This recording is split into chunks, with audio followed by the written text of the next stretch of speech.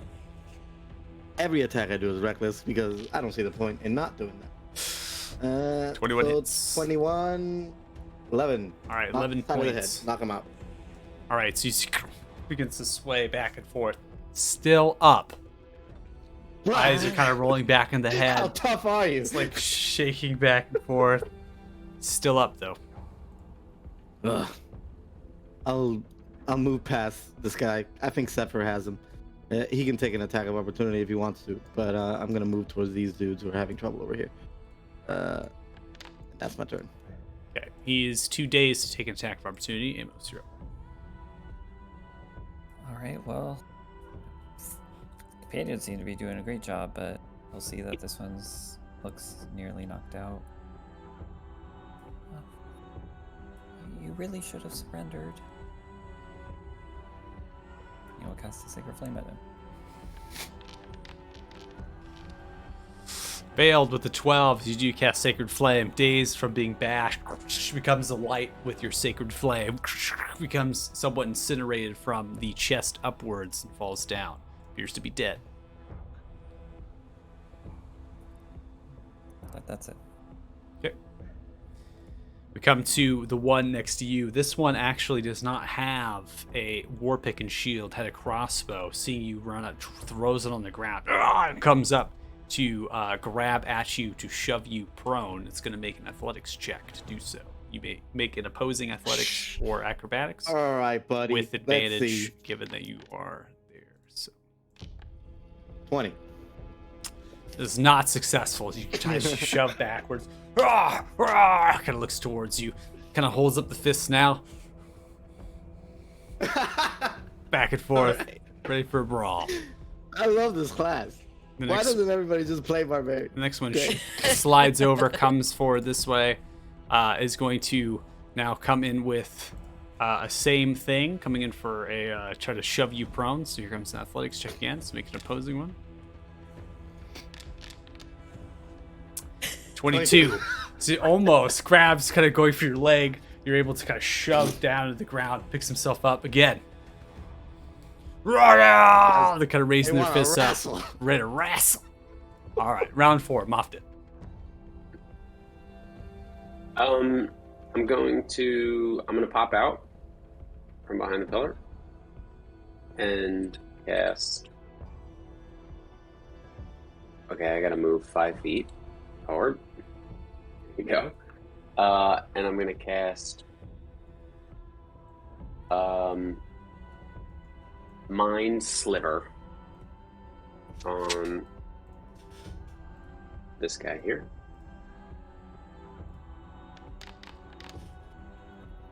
Oh, It's going to fail. Takes 2 points of psychic damage. Still up. and I'm gonna duck back behind the pillar. Okay. That's it. All right, Cora, you're up. Is my fire raging yet? It's getting there. It's getting there. Just It's only light been fires 6 everywhere I seconds. go. So Right. I'll bonus action, dash over here, and then target the same guy with my bow. okay, so which one is that one? This one right here. Yeah. Okay, you do have advantage against that one. The one did not perceive you.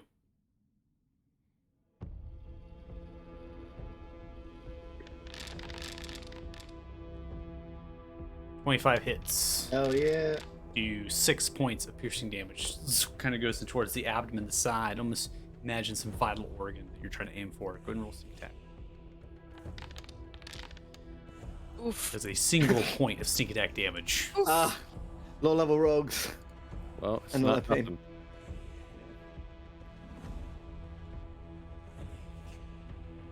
Okay. Still alive. Okay. I'm gonna move here. Can I move here? Can get past? I can. She's small. Here. And look at her. I was like, well, at least one of them is sleeping. So, and I'm just gonna attack this Alright. one. Make sure to hold down Alt Whatever. for advantage. Oh, yeah, advantage. Oh, I have to target. Yes. Yes. Oof. All right, so 14 is normally going to miss, but this one does not have a shield. So it does hit with a 14, takes 12 Great. points of piercing damage, and that is dead as you come through. You're Yes. sliding by, moving as the air around you is kind of shifting from your race. You grab your rapier and you come in for a stab at the actual neck.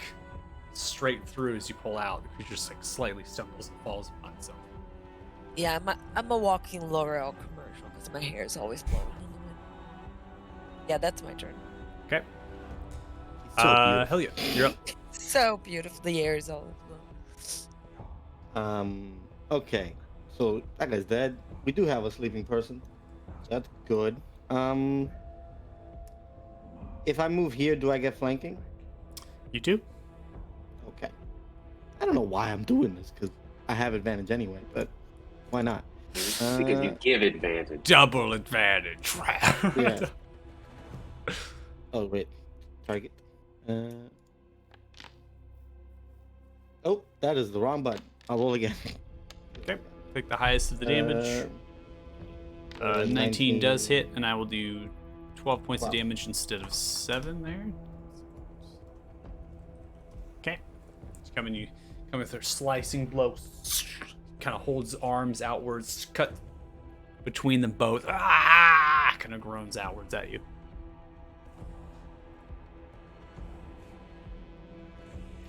All right. That is my turn. All right, Amos.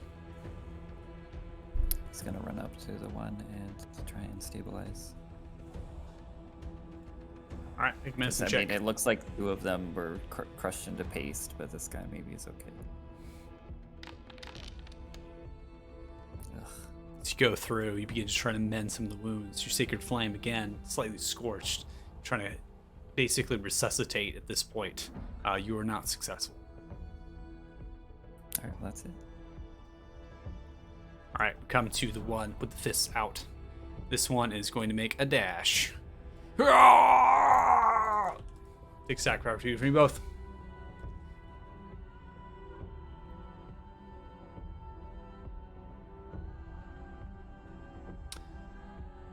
So, Zephyr and Helia, you both have attack opportunities against it if you so choose. Oh, definitely. Oh, okay.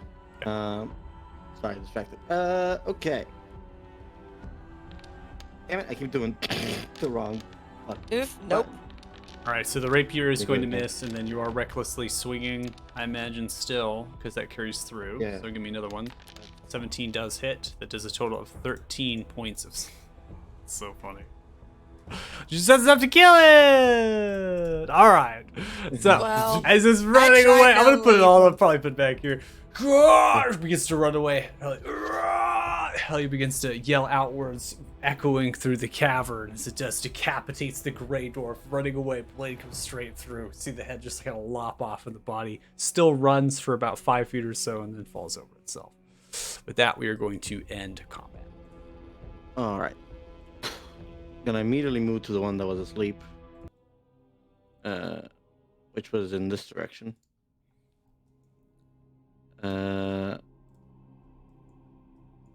Moftet is waiting by the napping dwarf, and he looks up and he says, I'm gonna calm down from my rage, and I will take out my rope, my 50 feet hemp rope, and I'm gonna tie this dude. Make a sleight of hand check. Gonna use all 50 feet. Yes, every single one. All right. "I will assist him." Okay, never mind. Ah, I got it. Indeed. That's pretty high. Yeah. All right. and I'll Hog tie him. time. Amos. Grab will him, pull out pick him some up like- herbs. like this. Okay. Move him over here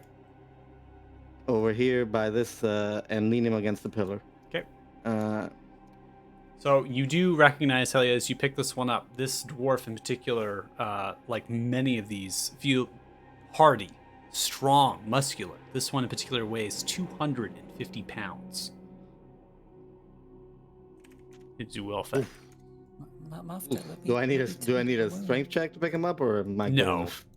Okay. It's fine. Take your time. Just checking. Yeah. I'll say to the group, we could question him in a very rudimentary fashion. He is tied down. Zephyr, you want to come over here? Sure. Can I tend to your wounds first? I- You're running around, and I mean, you're looking terrible. Amos is trying to heal you all right now. And you all, Yes. Amos I'm is trying to heal good. you all, and you all just move around the map. He's like, let me I'm help sorry. you, please. Yes, I absolutely am in need of it. I'm bleeding pretty badly, actually. All right, I'll start bandaging you up, and you will heal for You'll see that there's some like 7 Full cuts health. and bruises on Zephyr, but for some sheer strength, he managed to patch himself up. Oh, and you too, Helia. I don't understand how you guys can take these blows and not be freaked out about it. It's a lot of willpower, kid. A lot of Been- willpower. At 12 It's HP. been in a lot of fights, and 12, yay. Back to full. I'm gonna press to digitize the flame out on the cart. Okay. Okay. Well, we Oh. know that it was running that way. What if something else is coming? Well, No, I ask was him. trying to. Well, we can't ask him. We don't speak their language.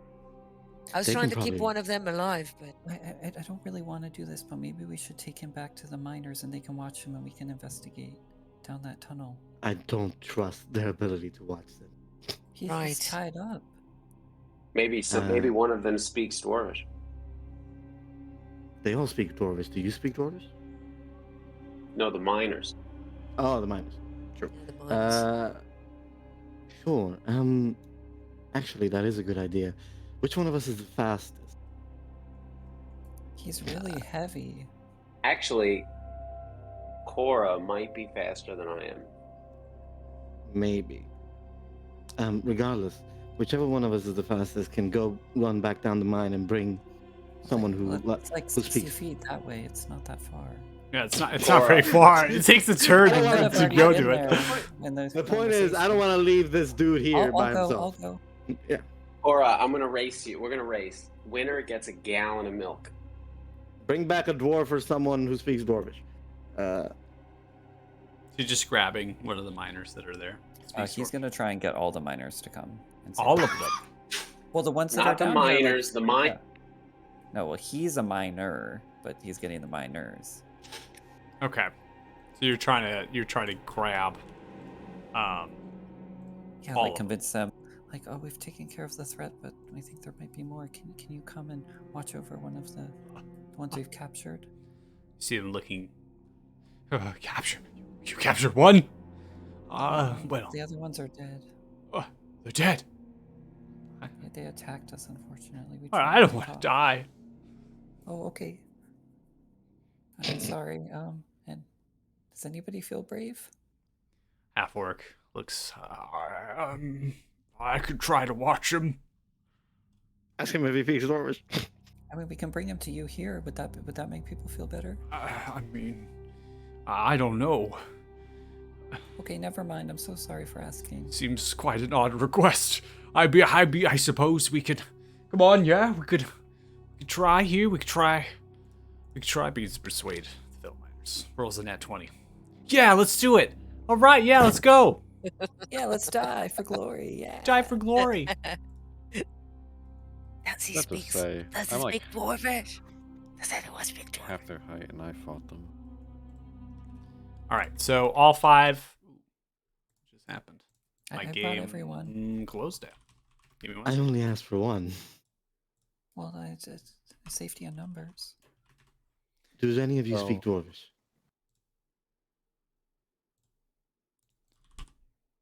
Give me 1 second. My game just like closed down on itself. All right. Good. Okay. So the miners kind of begin to funnel in. They are kind of putting themselves as best as they can, kind of going through the area, just slightly slinking in. The half orc is the one that actually speaks Dwarvish. This one individual kind of comes, approaches, looking left and right. Is also the one that's actually been speaking up the most in comparison to the rest of them. Is this it? Pokes it on the head. Yes, they speak Dwarvish. We'd like for you to translate. Okay, I'll try my best. We want to find out what I'll, happened to Randall. Yes, and I'll slap him. Slap him awake. While they're doing that, I want to check those bodies to see if there's any clue to who those people are. Okay. And what they're doing here. Yeah, so they all have upon their shields, the ones that do have them, these metallic shields. They're made out of steel. They're not wooden shields. In particular, they have a fist that's closed. It's out facing like this, and it's painted in white, as the kind of the finish on the shields is relatively black. So the white paint is kind of stark and coming out. As you kind of go through, some of them have leather pouches filled with gold currency that has the same fist upon it. This gold itself looks finely forged, or smelted, I should say, into coin pieces. You find a total of 12 gold pieces amongst these bodies as you're investigating. In addition to that, you find sacks kind of hidden away in the folds of their armor, and these kind of small pouches, if not, they're filled with food. In particular, very strange food. They are different mushrooms that are bioluminescent, and very strange vegetables, things that you are not common or familiar with, nothing you've seen grow on the surface world. Okay. So, and this fist is nothing that I would recognize, but I'll grab the coins, but I'm not gonna put them on. I'm gonna grab one of the pouches and just toss all the coins there because they have this symbol. Okay. So I think this would be good to show and see if anyone knows that. Okay. So I'm gonna separate that. So I separated the 20 gold. But the fists are not recognizable, right? Not to you. You could attempt to roll potentially like another history check, or Yeah. try to go back through some studies. But again, the DC of that is pretty high. You can also Yeah. maybe ask the miners and see if this is something that they recognize, Yeah. or that's go true. back to Pelu Riza, having the documents there from the previous owners, Clan Alderfist dwarfs. They might have had experience with them. Okay. I don't think I can, like, I would have to have a nat 20 to actually get this information. So I'm just gonna bank the coin, separate it from my own, and go back to them. Okay. Maybe pile the bodies together so they're not like Okay. rambled around. Moving the bodies together. Okay. Yeah. I'll move I'm them together. relatively strong. I'm not like a weakling, so I can do that myself without having to call Helia, who Okay. is interrogating the guy. All right, so you slap him awake. Hell yeah. Come across. Takes his, shakes head, looks.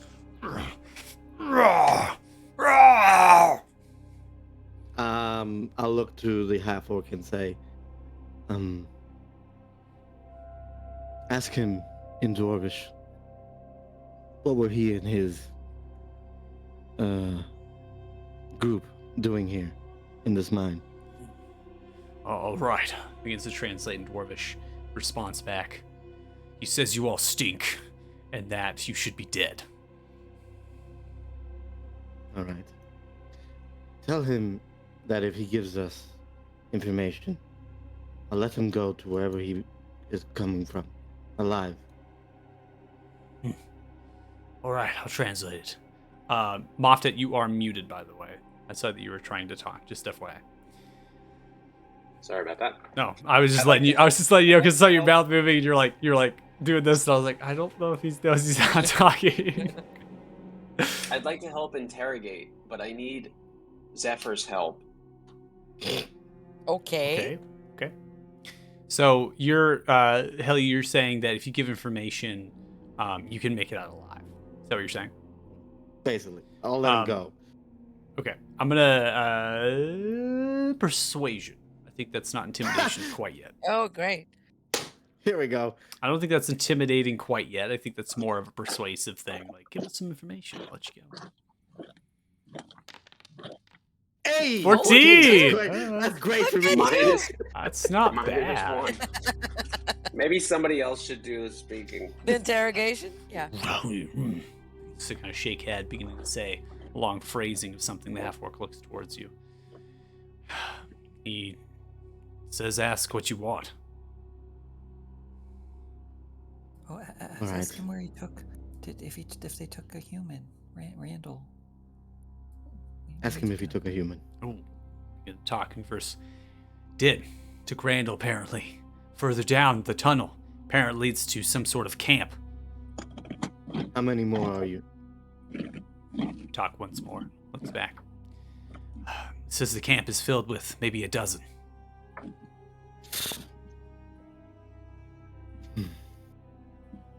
Why did you attack this mine? Looks towards orders. Apparently this is some sort of soldier. Who do you belong to? The munching is amazing. Oh, so you were muted, and then you're just like.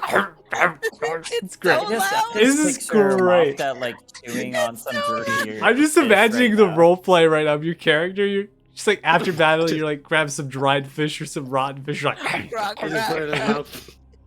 like intently That's a watching fail this as like some spectator sport. I actually wanted Zephyr to help me drag one of the bodies over. Oh, okay. Okay. I would have done that. Yep. Yeah, we can go ahead while we're having this conversation. We can go ahead and pause here and then say the body's dragged over. Yeah. And I'd like to take the dagger out of my pocket and find a big rock on the ground and start smashing the dead Duragar's teeth out of their mouth Oh, All right. my God. in sight of the Duragar that we're speaking to, Okay. casually, while we're asking questions. Go ahead and give me an intimidation roll with advantage. Yes. Amos goes and hides behind the pillar, looking horrified. Yeah, that's horrific, man. Waste nothing. That's his culture. Ted. Oh, terrible. Wow. Kind of side glances towards it, but you imagine after looking, this person has seen worse. Well, yeah, the player knows that where they're from. They've seen some shit. Okay, so he said he got orders. I'll ask him, who do you belong to? What group are you from? Where are you from? Wow. Grawl Stonefist. It's a prince. A prince of where? I asked the half-orc. Stone fist. Clan Stonefist. Half-orc responds. Are they well known in this continent? I have not heard of Clan Stonefist before. These dwarfs are rather strange. I speak Dwarvish. Their dialect is rather old and crude in the Dwarvish they're speaking. Groll of Clan Stonefist is the half-orc's name. No, No, he's referring to the leader who has provided this particular Grey Dwarf orders is being referred to as Prince Grawl Stonefist. It's in public. Got it. Yeah, he's the person that sent them here. Okay. Of Clan Stonefist. Yeah.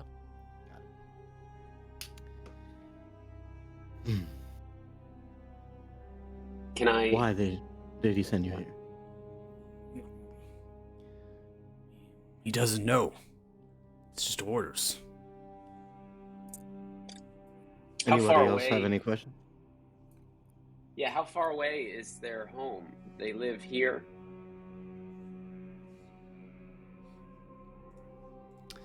Checking the map. Okay. So you're asking how far away Clan locally, Stonefist in is. this mountain. Like, is this mountain their home, and this mining operation is encroaching on their space rather than them encroaching on the mining space? Okay. So you begin to ask questions of home and whatnot. You hear through the conversation a particular place is being referred to as Yolinja. And in the description of the half-orc, I'm going to go to third party. I'm going to do the third description here, just for the sake of. So at the when the as far as the translation goes, Yulinja is being referred to as a city built of stone and gems in the Underdark, which is way further than this, in not only sub distance but also distance of where your position is. He explains that there has been a kind of a stronghold that has been built in between the Underdark and the surface world that is in position of the Frosthorn Mountains. And this is where this particular dwarf has come from. It's the stronghold. Does not mention that there's any sort of connection as far as travel, like that it was intentional, like corridors or pathways or whatever. So there's not really a frame of mind that's being provided from the distance of the stronghold to the city. So you imagine that wherever the city is and the stronghold is, they probably are very far away. There's no relative distance that this dwarf is describing.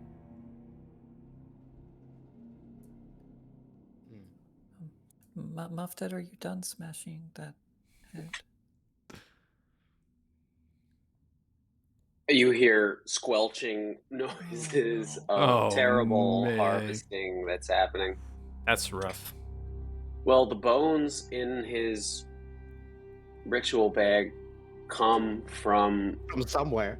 Exactly. Yeah. All right. Well, Culture, man. From vanquished foes.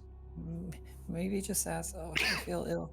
Maybe just ask what their goal is here. What were they tasked to do? What were their orders?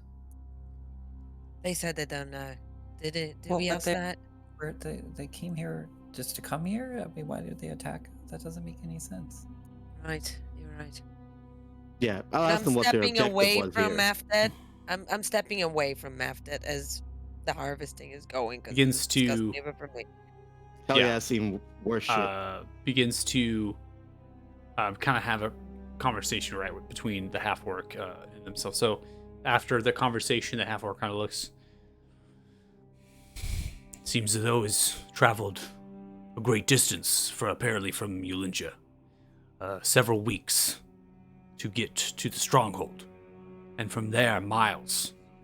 They are ordered to tunnel into this mine and to stop the operations. They were scouts, waiting. I'll look at the half-orc and ask him, in common, what is it that you mine here? We mine iron ore, and since the royal decree of the Talthars, it's for weapons and armor, for the war to the far south. Why would they seek to stop an iron mining? There's iron mines everywhere. I have no idea. Maybe because they don't want the people to get armed for war. Are they at war with this clan Stonefist? I don't know. Maybe Clan Stonefist is more aware of the veins of ore that are available in this mountain than the Heroic Mining Company is, and perhaps they haven't yet reached some more valuable stuff, more valuable ore that Clan Stonefist is invested in preventing them from reaching. Can I press to digitate an image? Does it let you do that? I think it does. Right? Well, prestidigitation is a very catch-all spell. So in description of like what you're trying to create, you can create an illusory image that can fit in your hand. Yeah. It's like this.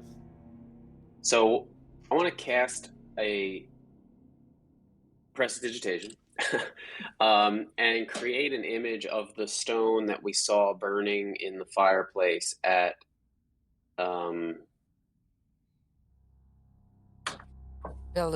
Pelu's hearth. Does the Duergar, and then I'll ask the half-orc to translate back and forth. into Spanish, into Portuguese, back into Spanish, back into English. Does this look familiar? Are you familiar with this? Or does this look familiar? No, he says. Right, I don't think that's the problem. It just seemed valuable as all. Are your people, or the people from the Underdark, involved in the war? Looks. Jum. Half-orc responds. They are now. I'm thinking this might be some sort of preemptive strike. If Randall's still alive, shouldn't we need to go and get him? Yes, I think we've gotten everything we can from this man. I'll pick him up, put him in my shoulder. It's just tell the orc to tell him, I'll let you go once I find a diverging path. You go down that path, and you never come back. Understand? If you do, you'll meet your end. So you're sending him where? Down to the mine or Basically- through the tunnel that he came out of? We'll go down the tunnel. Okay. I don't want him to go to where his friends are. I'm gonna send I don't know if there is. She's assuming that if there is like a cross section, like a crossroad where it forks, I'm gonna send him down the fork where her friends aren't and just let him go, essentially. And if Okay. he comes back and turns around towards his friends, well, what happens, is what I'm telling you. She doesn't know if there is a fork at all. She's just So you're gonna take him with you while you go through the tunnel. yeah. Okay, how tall Before are you? we reach, I am. Give me a second. 6'4". Okay, you are taller than this tunnel is in height. Yuck. Damn. I have a Okay, I'll alternative. just yes. With enough rope, we could probably hang him upside down by his ankles. Just leave him here. I imagine we'll have to return if we survive. That is And true. if you still wish to liberate him, and he hasn't succumbed to some terrible symptom of Why do we need to hang him upside blood down? pressure, He's already it's Right. very Yeah, I mean, if very you're- disorienting. If your Have you ever been objective, hung upside down? yeah. So I'll understand. So if your objective is to, keep investigate Yeah. further, and you don't want him to go and warn or do all of that. Basically, I now, wanna keep you him have- here caught. Yeah, you have him restrained. Essentially, just tie him off to the pillar, and then the miner's Yeah. already in here. Yeah, That is- exactly. You don't okay. need to torture the guy. Yeah, you could just keep him, just kind of lash the ropings, Okay. hog tied in a way, so just lash the ropings around the pillar, take the 19 sleight of hand, it's fine, and then just tell the miners, hey, we're going to be back. And Hey, from the persuasion of Amos as well as the half-orc here, they're willing to do it. Do that. That's what I do. Okay. And I tell him that we'll come back, and then we'll let you go in the mountains somewhere, and you can fuck off, essentially. Right. That's it. Okay. And then we go down the tunnel. Okay. And this wasn't an hour of interrogation, right? Just asking. An hour of The fighter interrogation. said- No, She The wants a fighter short is rest. at- You want a Randall, short time's of rest? the essence. No, Well, time's of the essence. So if Trying to I do squeeze that qualify, short so I do rest in. want to state that my short rest and the way that I play the game, I interpret a short rest at a time of resting between 30 minutes to an hour. I don't actually have a finite, it has to be an entire hour. So if you're sitting in here and you want to say it's been half an hour that we're interrogating him and kind of mulling about and sharpening weapons, whatever, you can short rest if you'd like. That's fine. Yeah, I don't need it. I kind of do. But Randall's every moment. I mean, don't know it's what time that's happened. already passed, so it's not. It doesn't Yeah, matter. no, not an And extra more, hour. More time will not pass. It's already Yeah. passed. Yeah, that's what I'm saying. We can just say, that I mean, honestly, it has kind of been a decent amount of time that you've talked to this individual and moved bodies Yeah, and smashing okay. heads and stuff. So we can go ahead and take the short rest, and I'll advance the clock just a little bit here. 9 p.m. It hasn't been too long. Obviously, combat was less than a minute, I think. So we progressed further. Is that everyone what we want to do? Yeah. Yeah. Listen, I'm a fighter, so Okay. I like my action surge, especially at level 2 that I have nothing else. Let me do what is a short rest? What is a long rest? What is a short rest? Don't need to roll dice because I actually rolled max on my action surge. There you go. Now I have all the things back. All right. So I'm going to go ahead and pause it for now. I'm going to go ahead and give a description as you're doing your short rest if you want to roll hit die and whatnot. Go for it. So you begin to head your way into this tunnel. Again, if you are greater than 6 feet tall, you are hunching over right now. You're crawling through. The width is really wide of this tunnel in terms of what you've experienced in the previous tunnels because of the width of these dwarfs carrying the shields and the war picks on their shoulders. They are actually wider than most of you. So they're kind of, going like this through the tunnel. And so you're able to easily have that width and maneuver in case you want to come around each other. It feels as if you're descending quite steeply, and then you're flattening and then going down and leveling off. And you travel for a decent amount of time. In fact, you're actually coming about 30 minutes now where you haven't seen any light except for what is being produced naturally or magically by yourselves. And you are at this point in time to where you haven't made a progress as far as getting to another area. Do you all continue down this tunnel, or do you backtrack? Did we find any tracks like when we started going down? Like I imagine we probably would have looked, right? Sure. Go ahead and roll survival. I'll help him. Okay. Roll with advantage.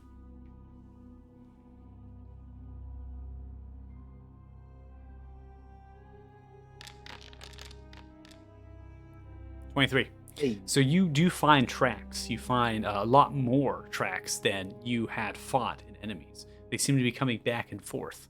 Large boot prints with metal and leather has been stamped into the ground. You continue. Like based on the miners we saw, these clearly aren't minor. They are not. Okay, just making sure. Yeah, they are armored boots in a way. They're thick, like the dwarf's feet. There's a lot of tracks this way. We follow. Okay. You continue to follow those tracks? Yeah, I guess. Okay. Travel for another 30 minutes. You get to 10 o'clock, so essentially an hour has passed. You're unsure of mileage. Again, your darkness here with the visible light as best as you can as you're hunched over, it's disorientating. You know that you've gone down in elevation, sub-level, right? So you know that you've descended quite a bit, and you know you've gone for the last hour. You've definitely have traversed in mileage, but you're really not sure. I'm gonna go ahead and activate a map, and I'm gonna go ahead and pause it. You should all be pulled in. So as you travel, you can start to see this visible light that starts emanating, this soft glow as it's kind of vibrating, and different hues are kind of moving, and you're coming out of the tunnel. As it does, it begins to work its way. The tunnel wall begins to work its way up around, forming these massive steep cliff sides on either side of a large domed 310-foot cavern. Pillars protrude upwards from lava flats that are 200 feet below your position. So the glow and the hue are lava flats as they kind of bubble, and steam is slightly coming outwards. And so you're just seeing this massive cavern open up. You stare to the north and to the south as best as you can when you come outwards, and staying within the darkness as best as you can, and it just keeps going. For how long? You're not sure. Out of your visible range. And just the glow of the lava flats, spurts of different steam and things are happening. Now, directly in front of you, as you're staring to the east, which is where your path has been taking you thus far, appears to be some sort of land bridge that has been not crafted or masoned or anything, but just naturally built through these lava flats. And in the actual inner chambers, you can see holes on the actual steep cliff sides of the land bridge, kind of thinking that at one point, there was a lake of it, and it was flowing between the rocks. further past that land bridge is an encampment of some kind. You see these crude 10-foot stone towers built out of stalagmites as they're kind of smoothly chiseled and kind of made into these square-like shapes.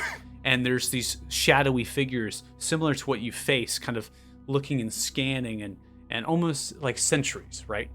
They formed behind them tents that have been pitched up, one much larger than the rest. You see shaking and movement of chain, as well as banging upon a cage. Help, please, please! You hear smacking upon the actual metal, as if trying to silence the screaming and crying. These braziers are lit. Now, the rocks inside of these braziers, as far as you can tell, again, it's super far and it's in the backdrop of what's happening. Some sort of resource is being consumed and giving off this green light. So there's a green hue. You're too far to really see that. You see many different figures. They're moving around, going back and forth. Again, you're really not sure as far as the count goes. The figures that I have placed upon the board are the ones that you have made visible contact with in the shadows that have moved. The backdrop, as far as you can tell, the camp continues to go and goes into the darkness. That is where I'm going to unpause. Okay. It's this is a terrible path because it's just one choke point. Yeah.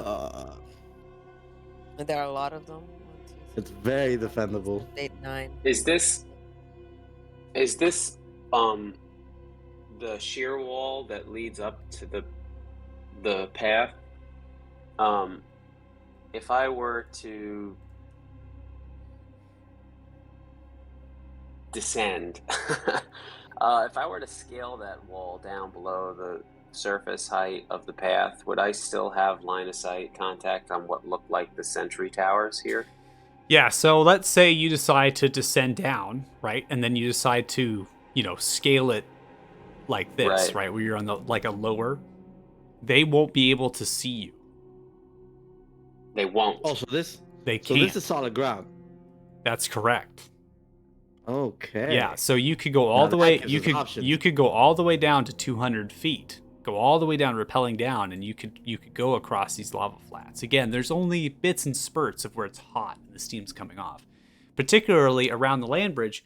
Again, you can see that there was some activity where it was going in between holes and things, but no longer. And so you can imagine that this space here and on the other side are higher up than to the north and south of them. Like an embankment. Like an embankment has been built up. Right. Yeah, to a river, exactly. And so you could rappel down that distance, and you 200 feet down, you could 200 scale feet up. across, and make way and try to see what you can do.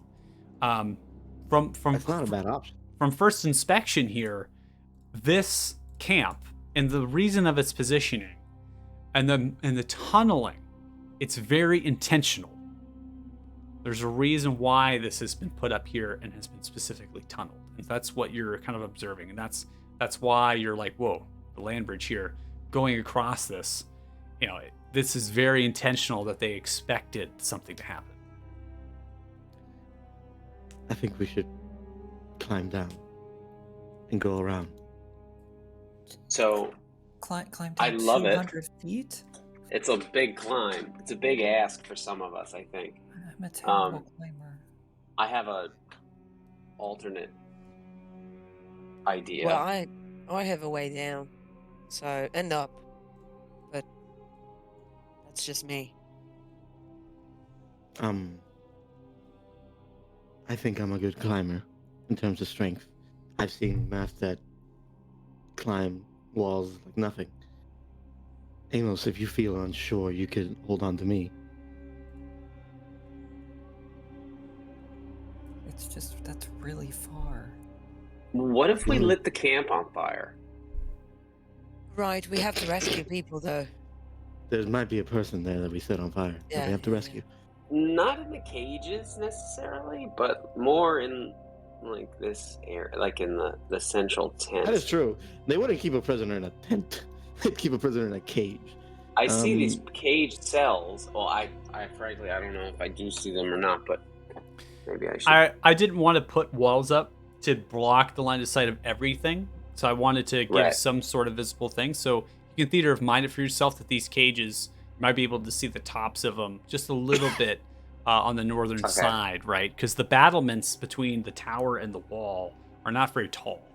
So, if you imagined here, this position here, if I can ping it correctly, Right. this would be like 4 feet, and this would be 4 feet. Like dwarf sized. Like Size rock for dwarf. walls have been kind of put up, dwarf size, exactly. Well, Mafta, can you put people to sleep from far away? Could you put those guards up on those towers to sleep, and we can run across? also an option. Unfortunately, I could try that. Yes, we could try that. Unfortunately, my prowess in harnessing the weave, I do not think it's capable of affecting. I think I was lucky to affect the one creature that I did. I do not think I could handle 2. Can you cast it twice? I could. I probably have to get a little bit closer. I guarantee you that they have at least as good dark vision as I do. But you can climb, right? So you could be down below. They couldn't. You could just pop up and then pop back down. Right. I Yeah. don't want to put you in harm's way. I mean, No, if you can do we it from could. this far away, that's great. It sounds like a opportunity. I don't know how much magic you have. Can I ask a question though? To me, What or the happens- GM? No, to you. Oh, okay, great. What happens then? Then we run Let's across. say, well, I do not imagine that those are the only 2. Well, no, but it looks like we could hide behind those 2 towers, unless you think it's trapped. Oh no, what if there's traps along this bridge? Yes, there could be traps. So something I was thinking was, they have an advantage behind their battlements. I wonder if there's a way to draw 1 or 2 out at a time to take smaller bites of this prey.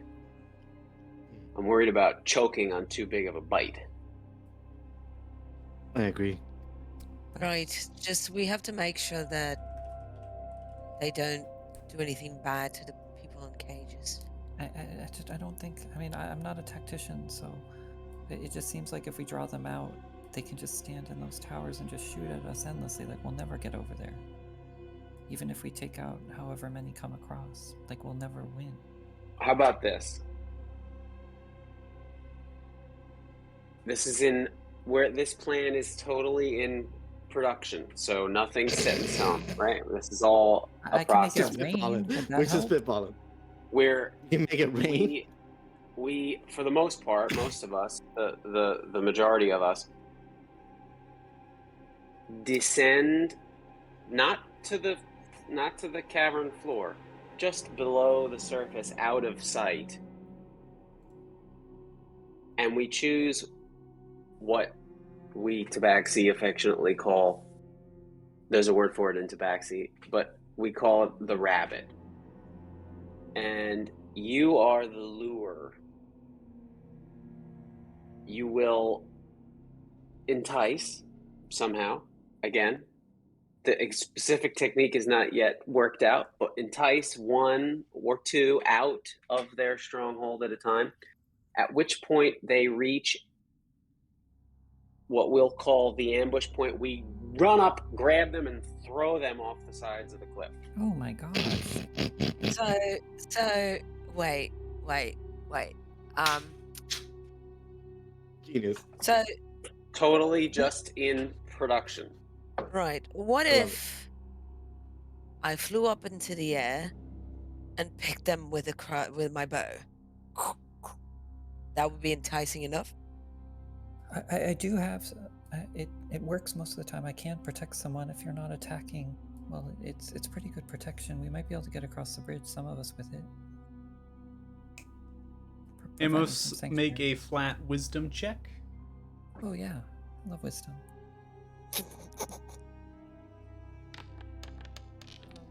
Well, Do you? Do you really? I'm not the wisest one in the group. Zephyr took that title, so. And then I need No, Zephyr. no, yes, definitely not. Zephyr, make a flat intelligence check. Okay, I'm not. Yeah, Come on, highest intelligence in the group. yeah, with an 11. Yes. Yes. Okay. Amos has 12. He's so smart. Ooh. Wow. Oh, nice. Okay. So Zephyr, from what you've experienced, these are not only soldiers, but they are battle-hardened soldiers. Yeah. So they will not leave their post unless it That's is for a specific situation. We have to think around. Right. So- um, You, having the nat 20 of intelligence, yes. understand that that also could be a drawback in that they will arrange themselves if something is supposed to happen. And they can barricade and fortify their positions. And They make it will worse for us. choose if there is an attack or something is going to occur. They will group together and fortify their position. I'll Not if relay it's that. on fire. Right. So yeah. So like being bait, they are not. This is not going to work for them. So But if we run across, I mean, if we can get over there, that's what we need, right? the only way we can get this done is surprising them, and getting the surprise on our side. So surprising them, that would give us time to not allow them to have time. So you're saying Mafta should rain some fire on the camp? Start Once we're close igniting enough to things. engage, yes, maybe. But I- I'm not sure what kind of fire they can rain. I do also want to clarify climbing stuff and how that works. So if you have a rope and you are rappelling or descending, there actually is not a check that is associated with that. So just so you know, I do want to clarify that. So the Yes. difficulty of taking that approach is not the descent, but it's the ascent. So it's climbing up. You'd have to do Yeah. a free climb. So what does your levitation allow you to do though? I can go up and down 20 feet, however I want with my movement. Okay. So Right. you- but that we If I gets don't have use it you on 200 myself, feet I of can rope control. Is more. We don't yeah, have so 200 feet that of gives you 20 feet up from the ascent and stuff. So you might Yep. try, and again, I'm just trying to help you guide the decision. You have the nat 20 with intelligence here, so you don't have any check for the descent. You would have to free climb up, which would either be an acrobatics or an athletics check as you're free climbing up 200 feet. That equates to 3 checks. 60. Does Yeah, so you would do 1, 2, 3, and you'd be up. does my having a climb speed satisfy You wouldn't have to roll. the requirement? So if I were Yeah. to make the trip up first with a tether, With the a rope, tether, you could just pull people up and they wouldn't have to roll. So just kind of clarifying some of the rules on climbing, because a lot of people, I think that there's a kind of a notion that in 5th edition that you just have to innately roll for climbing, but it's only if you're free climbing. good. It's good that I have a strength score of 10. Yeah. So I'm not the toughest in the group. I'll say to everybody, I'm definitely not the toughest one here. Nor am I the sneakiest. And I point at Cora. But I can reliably climb and descend vertical walls. I guess a better question is, let's say this works, and we're all on the other side waiting to pop up. I mean, how many people can even attack from right? Like, I mean, scrambling over the edge and then trying to attack? Ah, It just feels very short. Like, we might as well just attack them from here. I got it. I have it. The plan. You ready? Hit me. I'm the rabbit. The person with the lowest HP.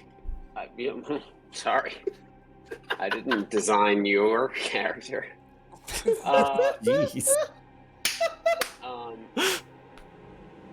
I will draw their attention. At which point I'll give a signal. I don't know what that is yet. Maybe I light something on fire. Maybe it's something else. And draw as many of them towards the back of the camp as possible. At which point I feel the rest of us, the 4 of you, can probably get in, get Randall, and get out before they figure out that they can't chase me down the mountain. No, Well, but this is the think problem I you'll- was you'll be talking about. dead. No. So this is the problem I was talking about. If you do that, they are going to just fortify and wait for you to come to them. They're not going to chase after you. They're going to fortify I'm in and the wait for you to camp. go out. Okay, well, here's a better plan. Why don't we head down and climb up all the way on that other side, all the way over there? I mean, we can't see that far. That was my original idea. Like, let's just Sure. ignore these people in the front. Right? I was saying climb on down, walk around, climb back up. A surprise them from the back. I mean, we don't know what's over there, but at least Moftet could check. I don't know. That's lava, though. I mean, I hear it's really This is hot. solid ground. Well, but the lava's right there, right? Don't get close to it. Oh, okay. Thanks. I'm more worried about the climb up and down than I am about the lava for you guys. True. The climb down is gonna be easy. So 210 here's what feet. it Do you says. have a bunch of rope? You used all your rope to tie up that guy. I don't have any rope. I have rope. 200 feet. Here- I have 50. The levitate says that the target can move, but this is when I cast on someone else that they can only move by pushing and pulling against a fixed object or surface. But when I cast on myself, it says, if you are the target, you can move up and down as part as you move. So that, I think I interpret that I can move up 30 feet or 30 feet down because that's my movement speed. But if I have levitate, I can do it like horizontally on the ground or up and down. Like Vertically. that's how I'm interpreting this. Well, you never move horizontally with levitate, but Moftet could pull No, you. I mean around walking down, so I can be with my feet on the ground and walk, or up and down with the levitate. Yeah, so levitate, as an Air Johnson, you're kind of replicating the levitate spell. Yeah. And so the description is not necessarily like you're flying, but you're flying with a hover.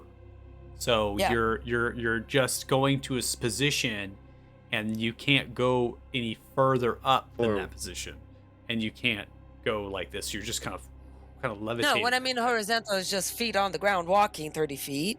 Yeah. Or I can say I want to go up 30 feet because I'm the target of the levitate spell. Yeah, but Yeah, you you can- get to a point, and you can't exponentially increase the levitation, No. right? But Next turn I could go 30 feet up. Like every Yeah. 6 seconds I could go 30 feet up. That's what I was trying to say. What I'm trying to figure it out is because normally you move the target 20 feet, but if you're the target, it says that you can move up and down as part of your move. So this is kind of like what I think what's confusing me is, do I move up 20 feet or do I move 30 because that's my movement speed? That's your movement.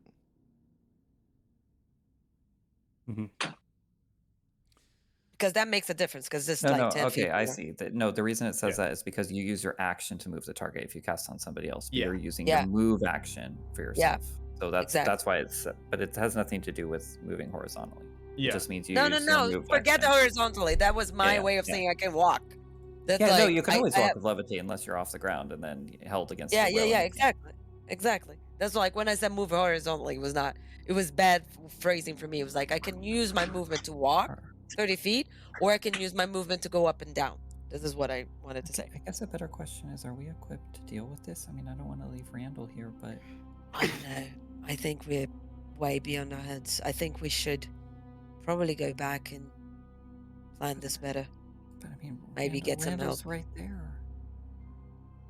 I think that's him or someone else. Right, but didn't they say that he's been gone for like 3 days? He can wait a little What? more. No, just a few hours, I think. Was it a few hours? I thought it was 3 Yes. days. No. Yeah, I feel like he had just turned That around was and that was said, the Yeah, "Here's just Rand." left. the prospectors have been gone 3 days, I think. The Time those was are the time. guys in the mountains. Yes, thank you. I knew something was 3 days. Old or man more. Randall has been gone for 3 days. But Oh somebody had man, just Randall. turned around. All right, Trigger so his this life at this alert. point in the session, we are at 8:15 p.m. PST. So what we're gonna do, because this is generally how I try to kind of increase plan and whatnot. We're gonna go and close out the session, and then we're gonna go to out of character. So we're gonna try to make a game plan going forward, so that way we don't take up any time next session with trying to role play this out into Okay. a plan. So At dawn we plan. well, we will meta out of character, try to come up with something that kind of suits everybody, making it far more efficient and quick. So we'll leave the stream up for that. So right now, we have a plan that says, hey, we're gonna go down and scale the lava flats and come all the way around and then go up, right? That seems to me the most logical way, because you Okay. come in from behind and you are surprised them immediately. They do not expect an attack from behind.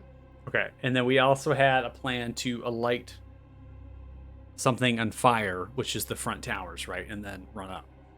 Some of That these are the surprises same them, yes. plan. That surprises them. Also, Yeah. So it seems like we have a surprise. So it's how we want to establish that surprise as we run it. But obviously, the person didn't fall back, so they assume that their scouts are still there.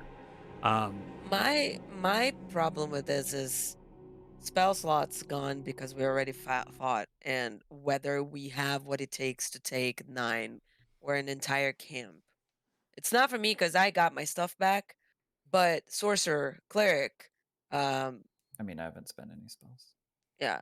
So do we have what it takes to take 9 dwarves that we don't know how tough they are, if they are tougher or the same level of tough as the 4?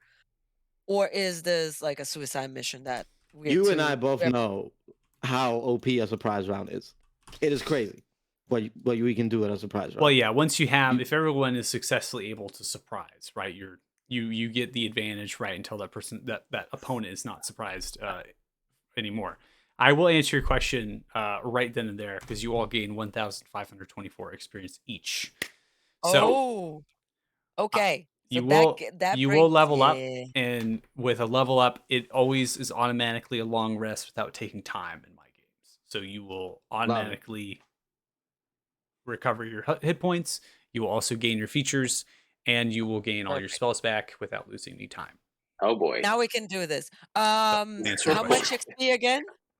1,524. 24. Wow. 2249 total. So 2249 total. So it should put you good, healthy chunk into even the next level after. So you're level 3, and then you're well on your way to level 4. 2249. Why do I have 270? No, 2,700. I don't know. That sounds wrong. Okay, We had so 725, and then we just got this. No worries. Everyone's at the same experience. No, Yeah, I we all So have what- 2249. 5-0. You are the Um, chosen Extra ones. one. So how does this work again? You put in the 2249 and then it just does it? I forget. Okay. So what you're going to do is you're going to put the experience in, and then you're going to go into the features tab. You're going to right click, Ah, yes. Thank you. I and then remember. you're going now. to Yeah, change yeah, the details of the thing. Yeah. I got it now. Yeah. So I you're, already forgot the actual number. Sorry, I'm very bad with remembering numbers. 1,500. I'm going to copy it written into out. your. Thank you. There you go. 2249. Okay. So what level would we be now? So I can edit this. We'd be 3, yeah? 3. Yeah. And About to. and then again, I have to Apply. do the edit for level 3, right? Yes. So you need to you edit have for go to level features 3. and then class. Yeah, it's going to prompt you for features, and then some of you are going to come into subclass. So that will Oh, be additional features that we'll have to add in from Compendia. But for that, we'll close out the stream so we don't have it open. Okay. I Yeah. need help with leveling up. I totally forgot how to do That's this. fine. So I'm going to close it out, the stream. So if you've been Okay. watching, awesome. It doesn't look like anybody really was, but it's okay. It's fine. We'll go with YouTube. Was there and anybody? Was we'll there get- one? I was watching. I think I was on the stream myself. I think counted for one. I think Leia counted for Yeah. another. So yeah, I was there. it's all right. Oh, we were watching ourselves. honest- Having fun. Honestly, though, hey, stream wise, after these are published, I have been getting like 50, 60 views on them on Twitch. So people are That's great. actually Oh wow. going and watching them, even on That's- YouTube. I have. That's you know, actually that's subscribed. me watching previous seasons to gain advantage on the storyline. I would suggest not. Yeah, I would I suggest. wouldn't do that. Someone Come says on. not doing that. I'm All right. waiting for that basement. So I'm gonna close it out here. Thanks for watching. All right. Bye.